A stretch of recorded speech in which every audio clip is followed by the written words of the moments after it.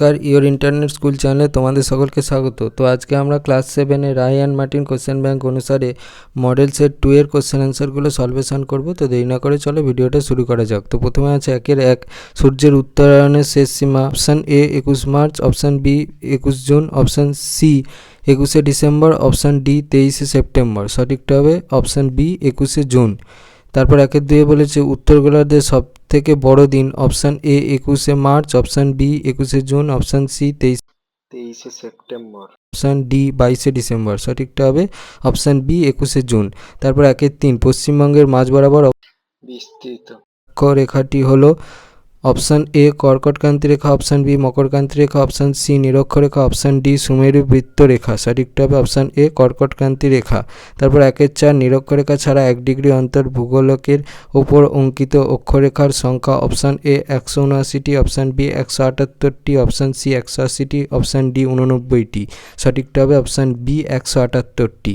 তারপর 1-5 সেজুয়ান অববাহিকা তৈরি হয়েছে। Option A granite, option B basalt, option C চুনাপাথর, অপশান ডি বেলে পাথর দিয়ে। সঠিকটা হবে অপশান ডি বেলে পাথর দিয়ে। তারপর 1-6 পন্টিক ও টরাস পর্বতশ্রেণী সৃষ্টি হয়েছে।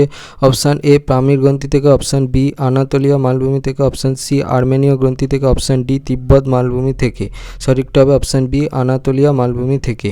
তারপর 2-এর 1 মুক্তিবেগের গতিবেগ সেকেন্ডে ড্যাশ কিমি। উত্তরটা হবে 11.2।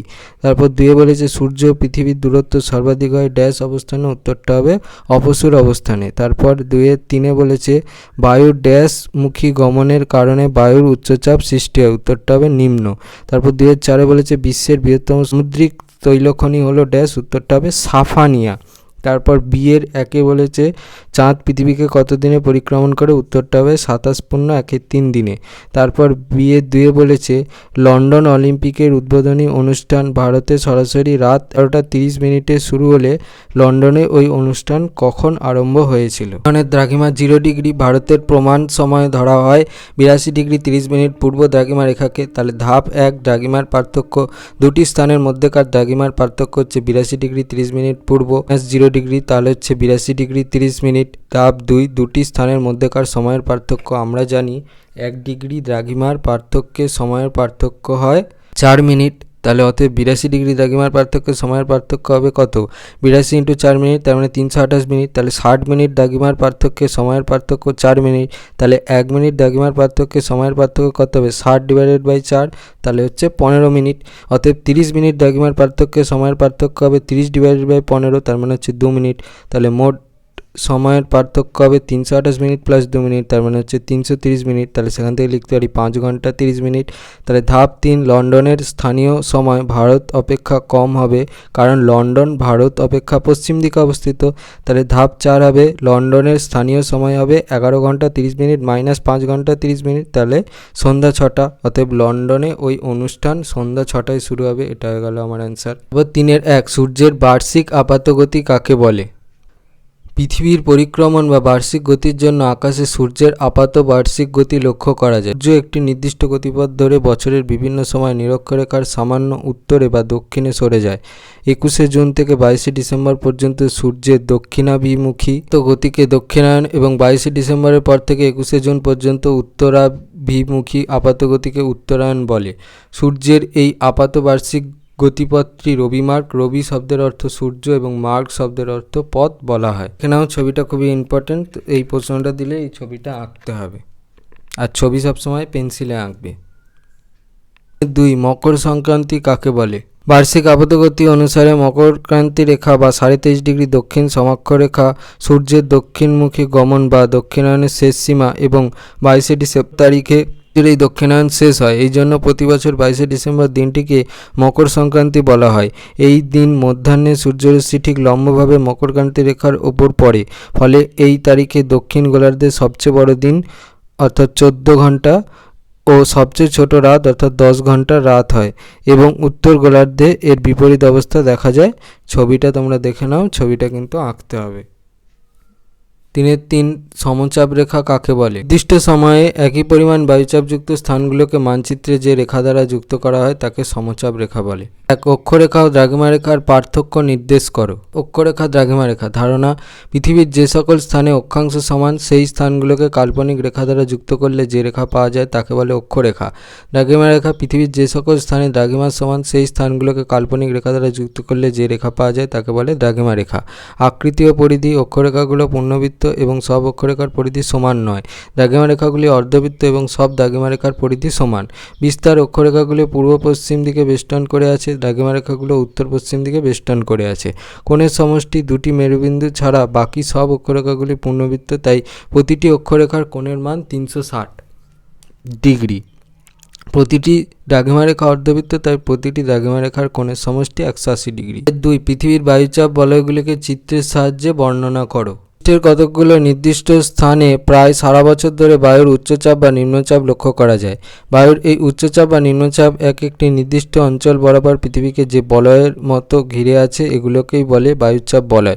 ভূপৃষ্ঠের 7টি বায়ুচাপ বলয় হলো: 1 নম্বরে হচ্ছে নিরক্ষীয় নিম্নচাপ বলয়, 2 নম্বরে হচ্ছে উত্তর গোলার্ধের উপক্রান্তীয় বা কর্কটীয় উচ্চচাপ বলয়, 3 নম্বরে হচ্ছে দক্ষিণ গোলার্ধের উপক্রান্তীয় বা মকরীয় উচ্চচাপ বলয়, 4 নম্বরে হচ্ছে সুমেরু বৃত্তপ্রদেশীয় নিম্নচাপ বলয়, 5 নম্বরে হচ্ছে কুমেরু বৃত্তপ্রদেশীয় নিম্নচাপ বলয়, 6 নম্বরে হচ্ছে সুমেরু উচ্চচাপ বলয় এবং 7 নম্বরে হচ্ছে কুমেরু উচ্চচাপ বলয়। তোমরা ছবিটা দেখে নাও, ছবিটা কিন্তু পেন্সিলে আঁকতে হবে। হচ্ছে 4-3 বায়ুর উচ্চচাপ ও নিম্নচাপের 3টি পার্থক্য লেখো। বিষয়: উচ্চচাপ নিম্নচাপ ধারণা, বায়ুচাপের মাত্রা যদি 1013 মিলিবার বা তার বেশি হয় তবে তা উচ্চচাপ। চাপের মাত্রা 986 মিলিবার বা তার কম হলে তাকে নিম্নচাপ বলে। কারণ শীতল এবং ভারী বাতাস, তির্যক সূর্যরশ্মি, অধিক উষ্ণতা ইত্যাদি। উষ্ণ এবং আর্দ্র বাতাস, লম্ব সূর্যরশ্মি ইত্যাদি। বায়ুর গতি: উচ্চচাপ অঞ্চলে বায়ু ধীর গতিবেগ সম্পন্ন, নিম্নচাপযুক্ত অঞ্চলে বায়ু দ্রুত প্রবাহিত হয়ে ঝড়ের সৃষ্টি করে। অবস্থান: মূলত মেরু অঞ্চল, নাতিশীতোষ্ণ অঞ্চলে উচ্চচাপ বেশি দেখা যায়, নিরক্ষীয় অঞ্চল এবং ক্রান্তীয় অঞ্চলে নিম্নচাপ বেশি দেখা যায়।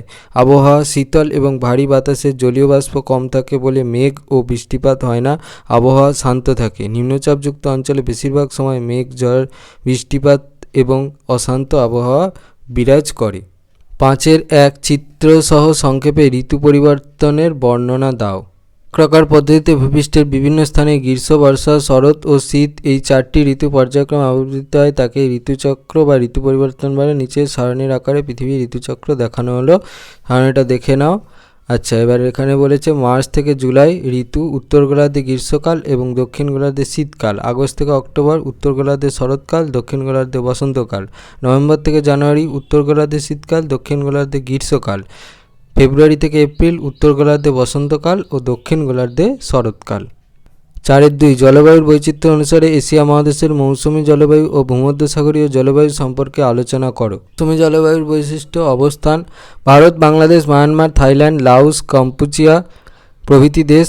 বৈশিষ্ট্য: এখানকার জলবায়ুতে 4টি ঋতু পর্যায়ক্রমে আবর্তিত হয়: গ্রীষ্মকাল, বর্ষাকাল, শরৎকাল ও শীতকাল। উষ্ণ আর্দ্র গ্রীষ্মকাল এবং মৃদু ও শুষ্ক শীতকাল। গ্রীষ্মকালীন গড় উষ্ণতা 30 ডিগ্রি থেকে 32 ডিগ্রি সেলসিয়াস আর শীতকালীন গড় উষ্ণতা 19 ডিগ্রি সেলসিয়াস থেকে 22 ডিগ্রি সেলসিয়াস। দক্ষিণ পশ্চিম মৌসুমী বায়ু সমুদ্রের উপর দিয়ে ছুটে আসে বলে এই বায়ু আর্দ্র প্রকৃতির এবং এর আগমনে প্রধানত বৃষ্টিপাত হয়। বার্ষিক বৃষ্টিপাতের পরিমাণ গড়ে 75 থেকে 125 সেমি। অবশ্য পর্বতের পাদদেশ অঞ্চলে অনেক বেশি বৃষ্টিপাত হয়। জলবায়ু: অবস্থান: ভূমধ্যসাগরের তীরবর্তী সিরিয়া, লেবানন, জর্ডান, ইসরায়েল, তুরস্ক, প্যালেস্তাইন প্রভৃতি দেশে এই জলবায়ু লক্ষ্য করা যায়। বৈশিষ্ট্য: শীতকালে এই অঞ্চলের ওপর দিয়ে আর্দ্র পশ্চিমা বায়ু প্রবাহিত হয় বলে বৃষ্টিপাত হয়, যদিও তার পরিমাণ কম, বছরে গড়ে 30 থেকে 50 সেমি। গ্রীষ্মকালে শুষ্ক উত্তর পূর্ব আয়নবায়ু প্রবাহিত হয়, বৃষ্টিপাত হয় না। বছরের কোনো সময় খুব গরম বা ঠান্ডা থাকে না। গ্রীষ্মকালে উষ্ণতা থাকে গড়ে 21 ডিগ্রি থেকে 27 ডিগ্রি সেলসিয়াস, শীতকালে 5 ডিগ্রি সেলসিয়াস থেকে 10 ডিগ্রি সেলসিয়াস। শীতকালে পার্বত্য এলাকায় কিছু তুষারপাত হয়। পরে 5-3 এশিয়ার নিরক্ষীয় জলবায়ু অঞ্চলের জলবায়ুর বৈশিষ্ট্য লেখো। নিরক্ষীয় জলবায়ু অঞ্চলের কয়েকটি স্বাভাবিক উদ্ভিদের নাম লেখো। নিরক্ষীয় জলবায়ুর প্রধান বৈশিষ্ট্যগুলো হলো: এখানে সারা বছর উষ্ণতা ও বৃষ্টিপাত খুব বেশি, অর্থাৎ জলবায়ু প্রধানত উষ্ণ আর্দ্র প্রকৃতির হয়, ঋতু বৈচিত্র্য দেখা যায় না। বার্ষিক উষ্ণতা থাকে গড়ে 25 ডিগ্রি সেলসিয়াস থেকে 30 ডিগ্রি সেলসিয়াস। বার্ষিক বৃষ্টিপাতের পরিমাণ গড়ে 200 থেকে 250 সেমি বা তারও বেশি। এখানে প্রায় সারা বছরই পরিচলন বৃষ্টিপাত হয় এবং প্রতিদিন অপরাহ্নে এই বৃষ্টিপাত হয়। বায়ুতে জলীয় বাষ্পের পরিমাণ অধিক অধিক থাকে বলে আবহাওয়াতে অস্বস্তিকর অবস্থা বিরাজ করে। প্রতিদিন অপরাহ্নে বিকালে 4টের দিকে বৃষ্টিপাত হয় বলে একে 4 o'clock রেনফল বলে। নিরক্ষীয় অঞ্চলে কতগুলো স্বাভাবিক উদ্ভিদ হচ্ছে? নিরক্ষীয় অঞ্চলে বেশি উষ্ণতা বৃষ্টিপাতের জন্য ঘন চিরহরিৎ বা চিরসবুজ গাছ দেখা যায়, যেমন মেহগনি, রোজউড, আয়রন উড, সেগুন, আবলুস, রবার, কোকো, সিনকোনা ইত্যাদি। তারপর 5-4 দক্ষিণ পশ্চিম এশিয়ায় তৈল বলয়ের সংক্ষিপ্ত বিবরণ দাও। পশ্চিম এশিয়ার তৈল বলয়। খনিজ তেল উত্তোলনে দক্ষিণ পশ্চিম এশিয়ার দেশগুলো পৃথিবীতে শ্রেষ্ঠ স্থান অধিকার করে। সারা পৃথিবীতে যত পরিমাণ খনিজ তেল সঞ্চিত আছে তার 60%ই আছে এই অঞ্চলে। পৃথিবীর মোট খনিজ তেলের উত্তোলনের প্রায় 30%ই এই অঞ্চলে উত্তোলিত হয়। এখানকার প্রধান খনিজ তেল উত্তোলনকারী দেশগুলো হলো সৌদি আরব, ইরাক, ইরান, কুয়েত, বাহরিন ইত্যাদি। সৌদি আরব পৃথিবীর বৃহত্তম উপদ্বীপ।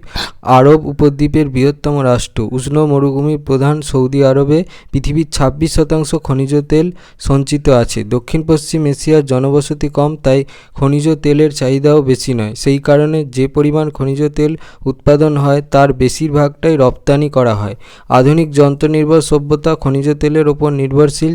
যানবাহন চালাতে, বিদ্যুৎ উৎপাদন করতে, কারখানার যন্ত্রপাতি সচল রাখতে খনিজ তেল অপরিহার্য। তাছাড়া প্লাস্টিক, কৃত্রিম রবার, রং, কৃত্রিম তন্তু এ ধরনের বহু জিনিস তৈরিতে খনিজ তেল ব্যবহার করা হয়। এই ভিডিওটা ভালো লেগে থাকে তাহলে ভিডিওটাকে অবশ্যই লাইক করে দিও এবং আমাদের চ্যানেলটাকে অবশ্যই সাবস্ক্রাইব করে দিও। এই ধরনের ভিডিওর নোটিফিকেশান জলদি পেতে হলে আমাদের চ্যানেলটাকে সাবস্ক্রাইব করার পাশাপাশি পাশে থাকা বেল আইকনে গিয়ে অবশ্যই ক্লিক করে দিও, যাতে করে ভিডিও আপলোড হওয়ার সাথে সাথেই তোমরা তার নোটিফিকেশান পেয়ে যাও। আর দেখবে এই ভিডিও ডেসক্রিপশানে আমাদের টেলিগ্রাম এবং হোয়াটসঅ্যাপ গ্রুপের লিঙ্ক দেওয়া আছে, সেখানে তোমরা জলদি জয়েন হয়ে যাও, যাতে করে এই সমস্ত কোশ্চেন অ্যান্সারের সলভেশানের পিডিএফ এবং বিভিন্ন সাজেশানের ফ্রি পিডিএফগুলো কালেকশান করতে পারবে। তো আজকের মতো ভিডিওটা এই পর্যন্তই, দেখা হচ্ছে পরবর্তী ভিডিওতে।